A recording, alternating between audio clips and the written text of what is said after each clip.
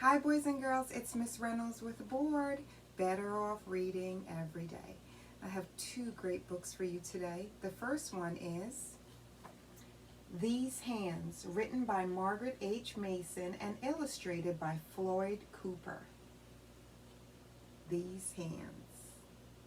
And the second one is Lordy, Aunt Hattie by Athene Thompson. Pictures by Thomas D. Gracia.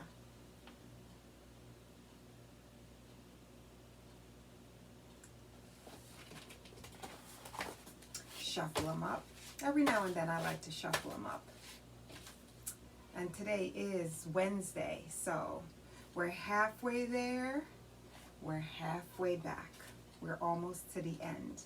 And I think these are two perfect books to celebrate the middle of the week, meeting in the middle, joining great minds together, and learning, loving, and laughing a little. These Hands.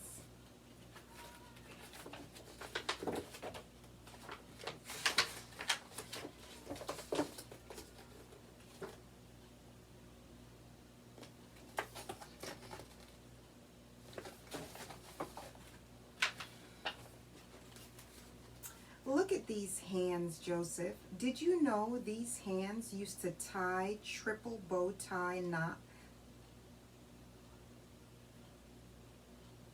Let's start again. See what I mean about laughing a little? You gotta be able to start over and laugh a little, boys and girls. Look at these hands, Joseph. Did you know these hands used to tie a triple bowline knot in 3 seconds flat? Well, I can still help a young fella learn to tie his shoes. Yes, I can.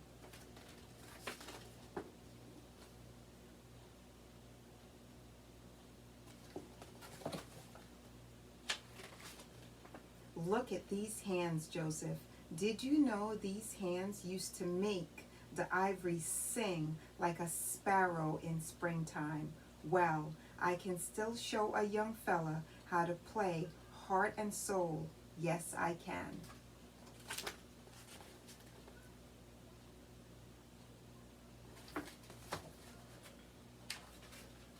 Look at these hands, Joseph. Did you know these hands used to pluck the ace of spades right out of thin air? Well, I can still teach a young fella how to do a waterfall shuffle.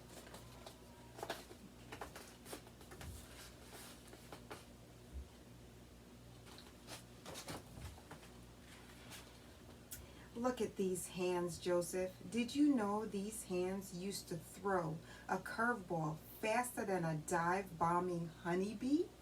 Well, I can still help a young fella learn to hit a line drive. Yes, I can.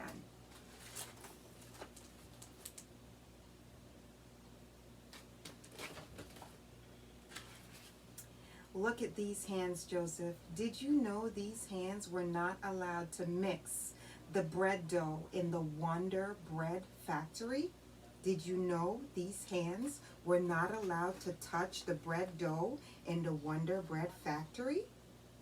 These hands were only allowed to sweep the floors, work the line, and load the trucks because the bosses said white people would not want to eat bread touched by these hands.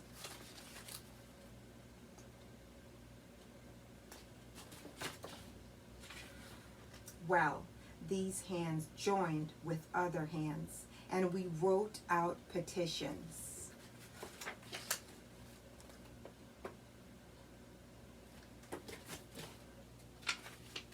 And we carried our signs.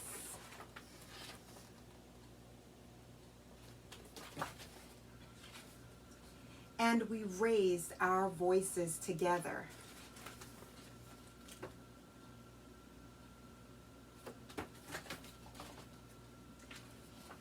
Now, any hands can mix the bread dough no matter their color.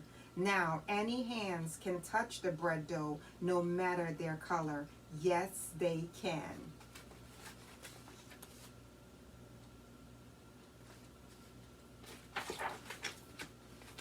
Look at these hands, Grandpa. These hands used to not be able to tie a shoe.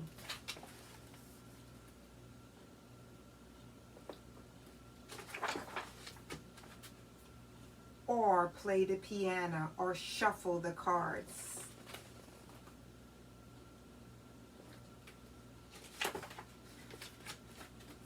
Or hit the ball.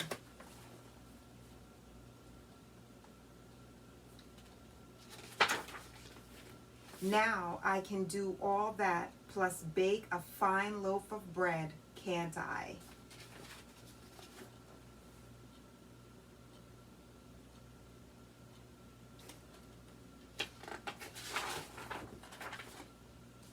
Why, yes, you can, Joseph. Look at those hands. Those hands can do anything, anything at all in the whole wide world. Yes, you can.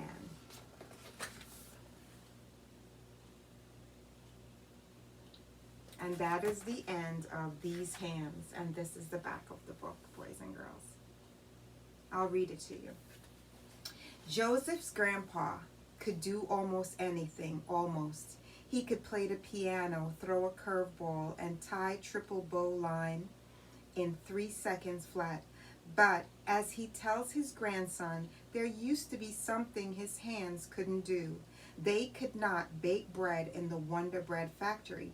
And so Joseph learned how African American workers who swept the floors, worked the line, and load the trucks at the factory joined together to write petitions, carry signs, raise their voices so that one day their hands could do everything.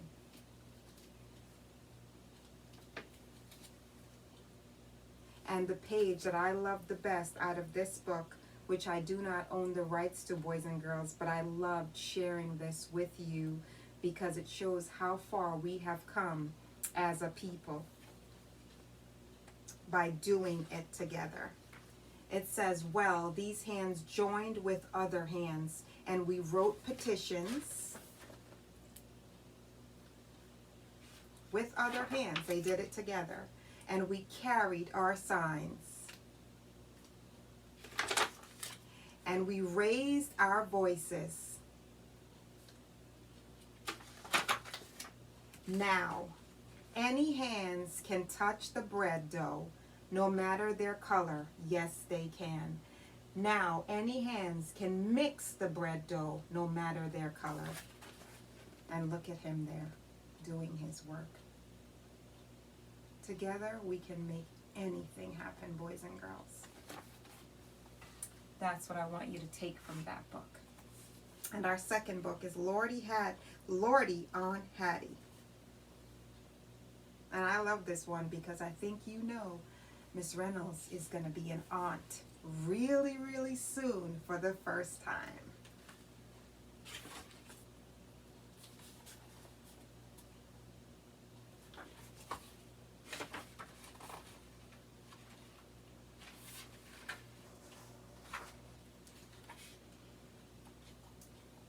To Beryl Lynch Thomas and Johnny S. Bucksbaum, with so much love.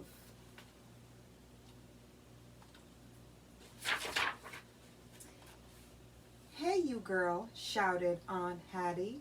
Hey, you skinny girl. Get out of there. Get out of, excuse me. Get out of that there bed. Sun done shined and whistled to the crocuses, and there you still laying in the bed. Get up, honey child. Come and see the morning I done brought for you, said Aunt Hattie.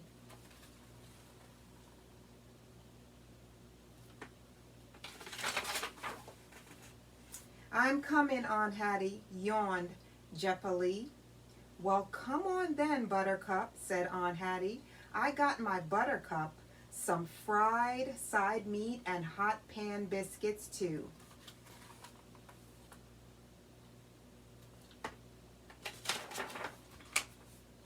What day is today, Aunt Hattie? Asked Jeppily. A day so hot that the cotton snakes down, slithered down under the cotton bulb shade, said Aunt Hattie.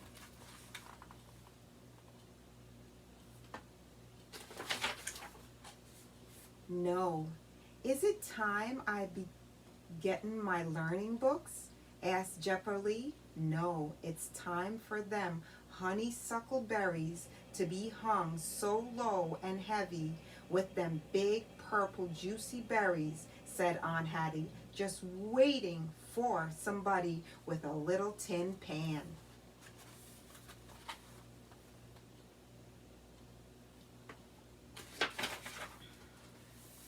But isn't it time I spit shine my shoes real good and shiny? Asked Jepperly.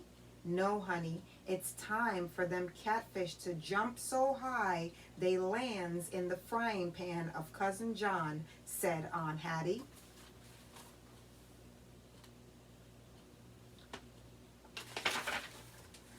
Well, isn't it time for you to braid my hair and put a paper curler in my bangs? Asked Jepperly. No, baby. It's time for the dust to rise so high and thick every time Mr. Jim takes that horse to market, said Aunt Hattie.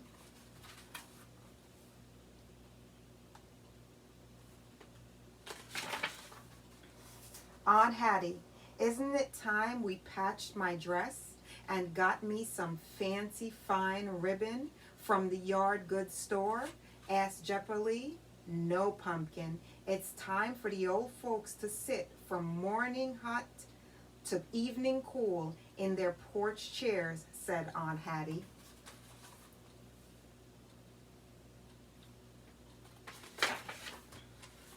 Well, isn't it time for me to pack up a ham sandwich and a piece of potato pork pie? Asked Jepperly. No, sugar. It's time for the sun to beat so hot on your back and lemonade to be cool and sweet, said Aunt Hattie.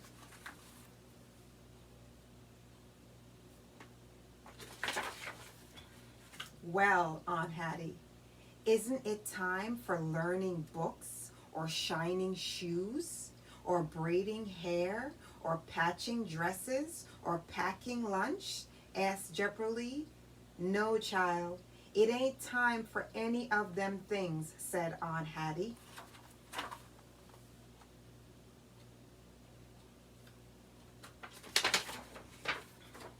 Lordy, Aunt Hattie, it must be summertime.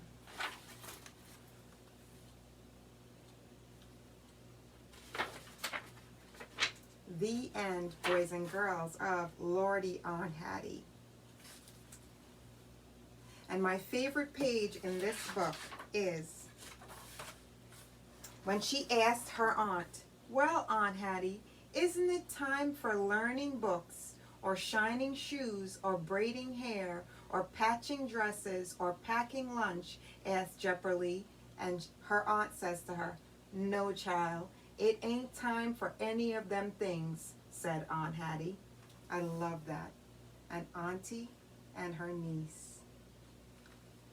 And the best part of all, Lordy, Aunt Hattie, it must be summertime.